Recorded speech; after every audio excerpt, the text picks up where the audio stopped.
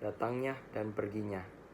Ketika surat pertama Masri datang, hati ayah dipenuhi dengan keinginan untuk menemuinya. Surat itu yang diciumi berulang kali disimpan di antara lembaran Quran. Setiap hari ia membaca Quran itu, terikat pada kalimat yang menyentuh hatinya.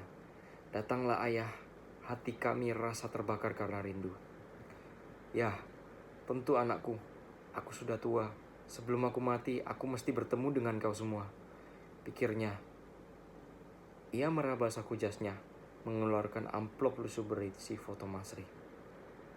Kau sudah berubah, Masri. Berbahagia kau dengan Arni. Kenangan masa lalu melayang dalam pikirannya saat Masri berumur 3 tahun.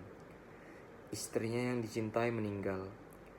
Kesedihan menyelimutinya dan ia merasa bahagia takkan pernah datang lagi. Meski ia menikah lagi, tidak ada kebahagiaan. Pertengkaran terus terjadi, hingga ia memilih kesepian dan hubungan tanpa ikatan. Ah, ibu Masri hanya satu. Kenapa Tuhan mengambilnya begitu cepat?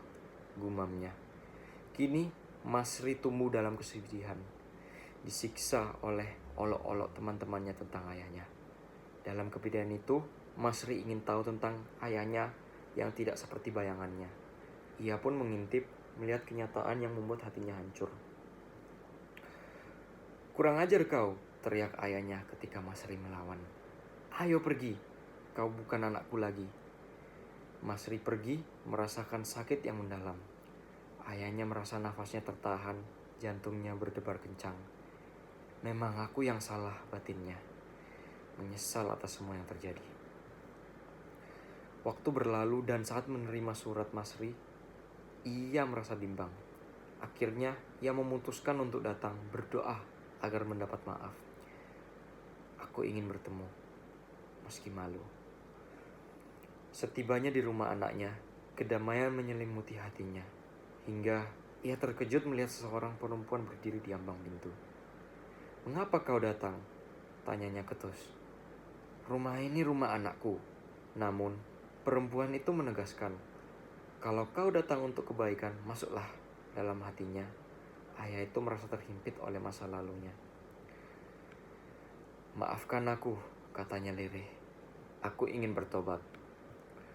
Perempuan itu menanggapi, cerita maaf itu mudah diucapkan, tapi aku tak rela jika kau merusak kebahagiaan mereka. Aku ingin anakku bahagia. Aku tak sanggup menyimpan dosa ini, jawabnya. Dulu, saat Masri kecil, aku selalu merasa bersalah karena meninggalkannya dalam kesedihan. Kekosongan mengisi ruangan saat mereka berdebat. Si ayah merasa terhimpit oleh kesalahan dan dosa, sedangkan ia berjuang melindungi kebahagiaan anak-anak mereka. Ia mengingat betapa sulitnya membesarkan Masri dan Arni sendirian, berjuang untuk memberi yang terbaik meskipun kadang terjatuh dalam keputusasaan. Aku harus memberitahu mereka, tegasnya. Mereka harus tahu bahwa mereka bersaudara.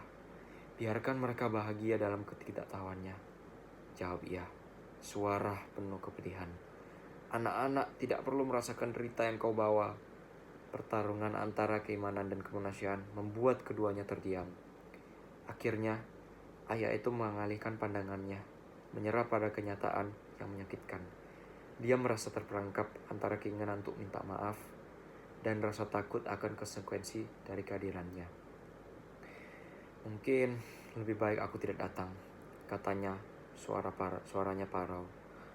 Tapi Tuhan ada, dan aku ingin menghapus dosaku sebelum terlambat. Ia melangkah pergi meninggalkan ia dalam keheningan. Hati mereka sama-sama berat, terjebak dalam penyesalan dan harapan. Saat ia melangkah maju, kenangan masa lalu menghantuinya. Momen-momen yang seharusnya dipenuhi cinta, kini hanya menyisakan kesedihan. Di luar, angin berhembus lembut, seolah mengingatkannya bahwa meskipun ia berusaha untuk memperbaiki kesalahan, ada banyak yang hilang dalam perjalanan hidupnya. Ia melanjutkan langkahnya, berharap suatu hari Masri akan memaafkannya. Sampai jumpa, Masri, bisik dalam hatinya.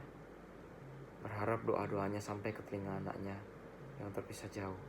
Harapan dan penyesalan berbaur, menanti sebuah keajaiban yang tak kunjung datang. Terima kasih.